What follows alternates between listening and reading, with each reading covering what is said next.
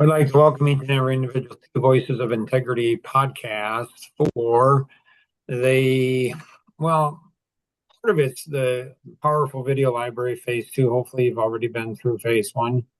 But in phase two, we're going through a number of different, and so today we're on the video number 8. It's the parable of the Chinese farmer. This is also interconnected into the white male over 50. And so whenever you get into the white male over 50, it's always a little dicey. So there could be some language.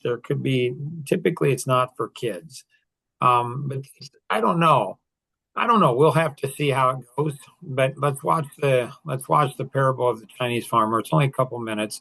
This gives us context on the discussion today. So here we go. Hey everybody, welcome back to the channel. So it's no secret that the last couple of years have been challenging for the world in a variety of ways. It almost seems like difficult times can last forever and even consume us, particularly when we identify them as terrible and inescapable. I felt this way initially too, but then I came across an ancient Taoist story called Zai Wang Shima, which is said to have been popularized by English writer and philosopher Alan Watts as the parable of the Chinese farmer. It goes like this. A long time ago, a poor Chinese farmer owned a beautiful horse. One day, the horse broke through the gate and ran away. All the neighbors came around and said, "Well, that's too bad." The farmer replied, "Maybe."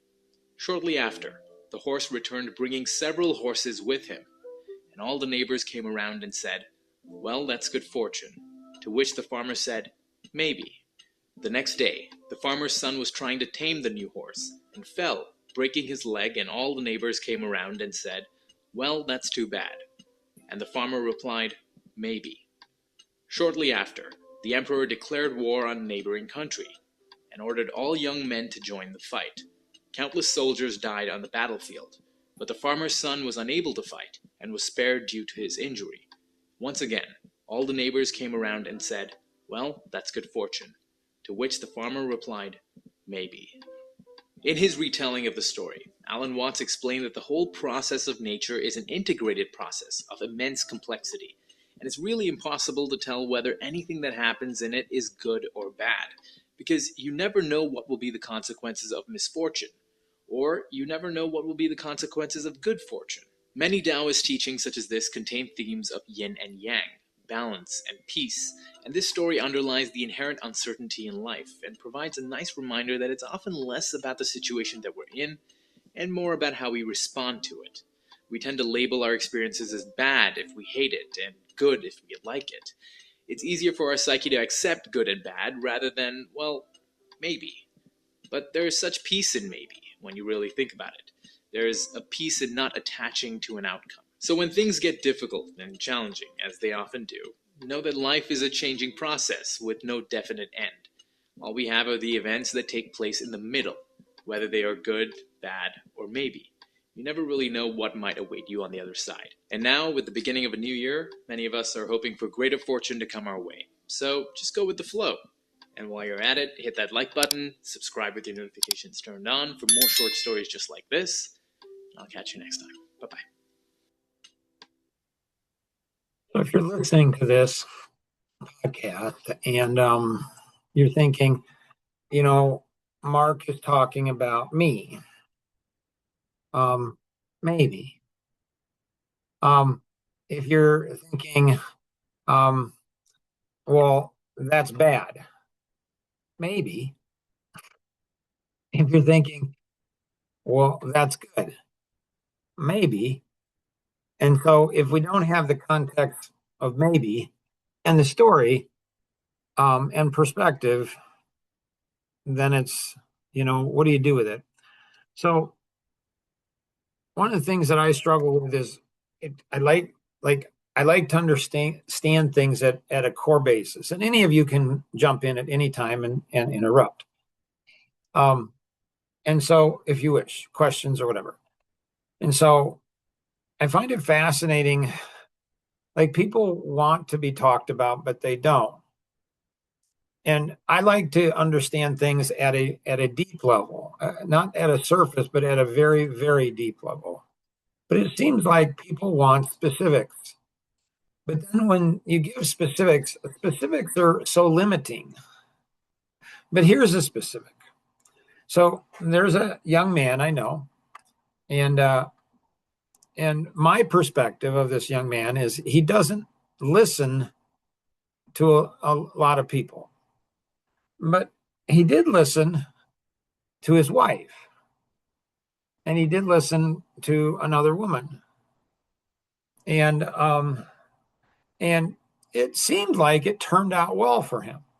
So he was going to go with option A in communication, and wife and other woman said, "Don't think that's going to work out so well." And he listened to him, and he responded in a totally different way. And then his response generated a very gentle response, a very supportive, nurturing response. So you would think that this gentleman would say, "Wow, like that worked really, really well. Like I'm going to listen to my wife and, this other woman or women in general. I'm going to listen to them because it worked out really well." But I'm not so convinced that he will listen. That the next time his wife gives him a recommendation or a woman gives him a recommendation, I'm not so confident that he's going to learn from that situation. So I'm thinking that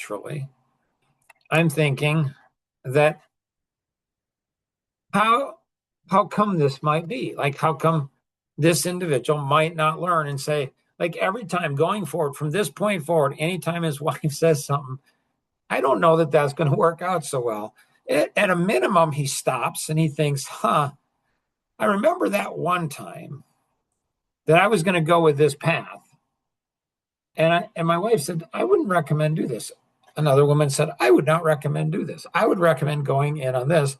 And he went in that way, and it worked out really, really good for him and everybody else. So I would think that one situation, he would be like, that would stop him going forward forever. And he would always consider, I need to consider listening to my wife. But I'm not so sure that's going to happen. And I don't know why. Anyone have any wisdom or insight for me?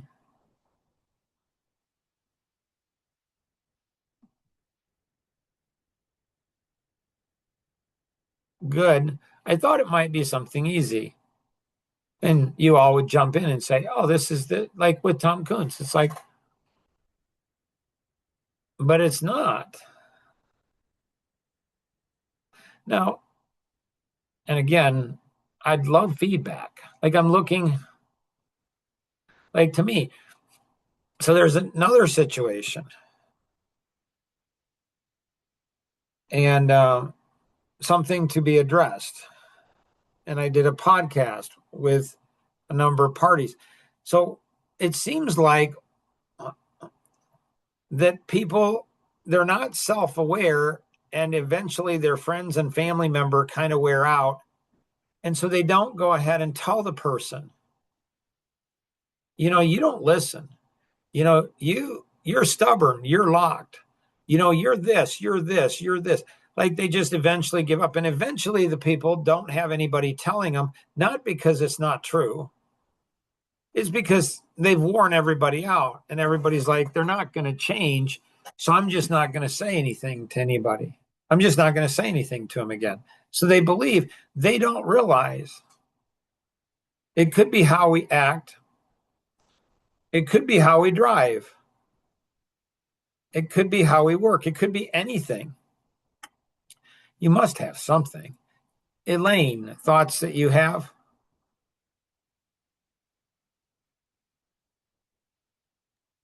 Um, uh, does it does the personalities and like male, female, does that play into it? This is fascinating, right? Because like there's 3 women on that know me, one for over 41 years, one for 3, 4 years, and one for 10 months. Do the 3 of you women think that I listen to women? Yeah.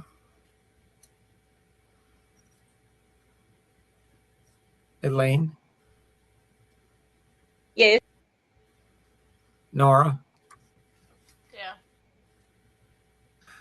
but none of them are saying, I'm pretty sure, that whatever women tell him, he's going to do. Like it's not like, I think what they're saying is that he considers everything, but he's not controlled by women. Like he's going to consider what a woman is saying. I don't know that most men do that. I wonder if most men just dismiss women.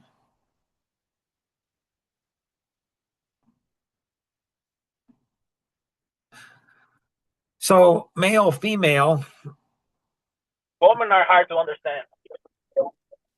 they are and they're not. Like my mom, she taught me the secret to understanding women when I was like 9 years old.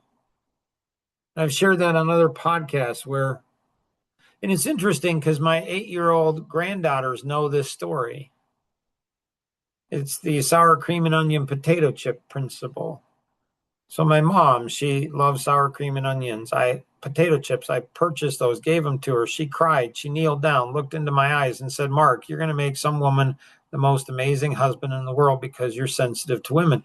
I am, like, if you went ahead and ask another question, if you ask all the women in my life, is Mark sensitive to women? I think you'd get a very different answer than what we did in listening to women. I don't know how many women in my life would say that I'm sensitive, but my mom, she thought I was sensitive. She said that I would be very sensitive to women.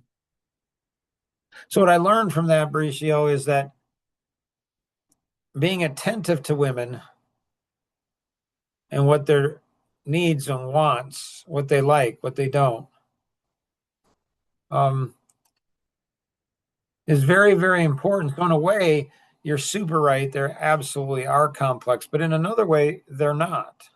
I wonder if men are far more complex than women. I don't know. So I think the story could be reversed. I think it could be, you know, a woman. Like I don't think most of the women in my life listen to me very well. Like I don't think, yeah, I don't know that they consider what I have to say. So I would say this situation could be reversed very easily, where I think that human beings, men or women, tend to dismiss anything that we disagree with. Like in that one situation, so, that husband, it's almost like that husband, it seems like he has a pattern, it seems to me, where he remembers all the times he's right and other people are wrong. Where I would think it would be a lot smarter to remember all the times we're wrong and other people are right, because then we'd listen to people more. I mean, in the Top Gun podcast this morning, I said to Kenny Bontrager, I said, I'm my own worst cynic. I'm continually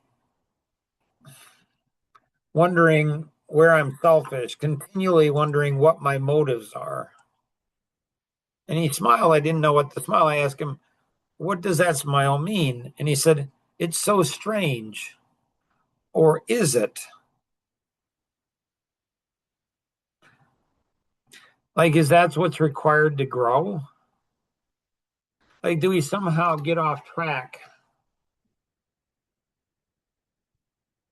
So our feelings reveal far more about us than they do about anybody else. So I want to help this individual. It's like I think this individual's an amiable analytic, amiable. So this individual says they don't want conflict, but then they do things that tend to cause a lot of conflict. They say they don't like drama. I think they think I don't create a bunch of drama. But the first message would have created conflict. It just would have. And yet the wife knew and the other woman knew. They gave him advice, followed advice, and things are in flow. Like he's going to get what he wants a lot more if he goes ahead and he listens to his wife and this other woman. I'm not saying all the time. I'm not saying doing. He's not their child. He's not their son. They're not his mothers, but they have wisdom and insight. So how do you get, and it's not about him. I mean, it's really not. I mean, we're using it as an example, but it's not really about him. It's about human nature. How do you go ahead and get somebody to internalize that they're not that smart? They're not that caring. They're not that righteous. They don't take ownership in things. They're locked a lot more than they think they are. Like, how do you do that? Nora, your thoughts on any of what we've talked about? Not sure. Rosanna? I think what happens is they feel like they're on the right path because it worked out for them, but they think they still have some pride that says, I don't need to check with someone else on how I do things. Right. And what they're saying, but they don't know they're saying, is I don't need to be considerate of somebody. I want other people to be considerate of me, but I'm not going to be considerate of them. And they would say, you're twisting my words. No, your words are twisted because your heart is twisted. And so I'm just revealing the twistedness of it. Like, I don't need to communicate. I don't need to let people know. I don't need to do that. No, you don't.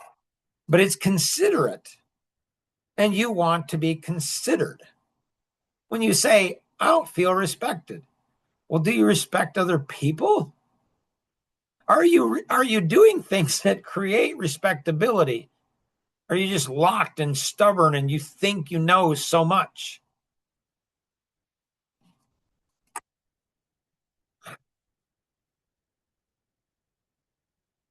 So, other thoughts or questions? No, I don't have any other questions. It's interesting, isn't it, Bricio? It is interesting. Like you say, I think it can go both ways. Right. Yeah, like it's just Right. It's sorry, go ahead. I think you're cutting out a little bit. So there's a new song here. Sorry, go ahead. So here's a new song here. And so when you look at the depth of this and what it's saying,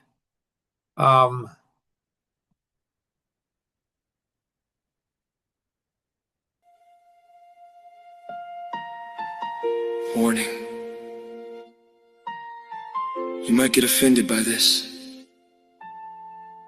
but ask yourself, is it the words or the truth? I didn't want to say this out loud, didn't want to turn this into sound, 'cause love don't always feel this way. Sometimes it cuts just to make you face. I see you walking down that road, carrying pride like it's your gold, but deep inside there's something wrong. and silence only makes it strong. If I stay quiet, I let you fall. If I speak up, I risk it all. Truth and love, that's what it is. Not every truth feels like a kiss. Sometimes it burns, sometimes it breaks, but love don't lie for comfort's sake. Truth and love, hear me now. I won't fake it, won't back down. If it hurts, then let it be, 'cause truth is love. Honestly, you say I'm harsh, I go too far, but I just call it where you are. Don't twist it back, don't shift the blame, don't hide behind a victim frame. Oh, you build a wall and call it peace, but I just see a slow disease. A mind that won't take ownership gets lost inside its own eclipse. Truth and love, that's what it is. Not every truth feels like a kiss. Sometimes it shakes the ground you stand, so you can see who you are again. Truth and love, don't run away. I'm saying what most won't say. Take what's real and let it grow. That's the only way you'll know. Maybe I could say it nice, wrap it up and soften the advice, but you don't hear it when it's low. So now I gotta let it show.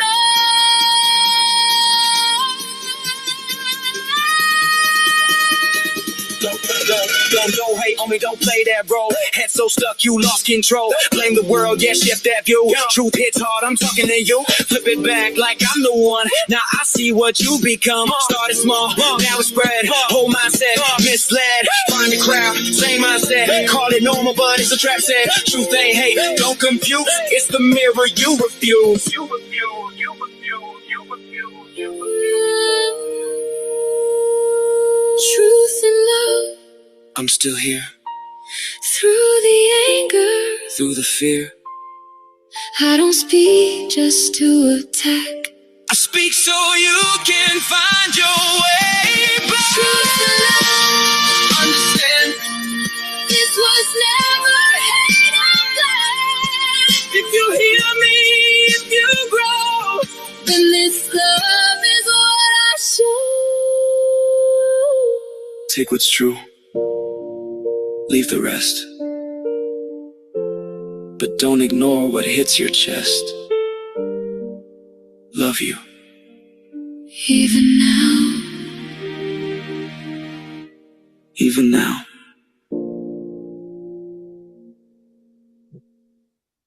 Like, I don't know. It's just, I don't know. Any closing comments, Elaine? What was that? Any closing comments?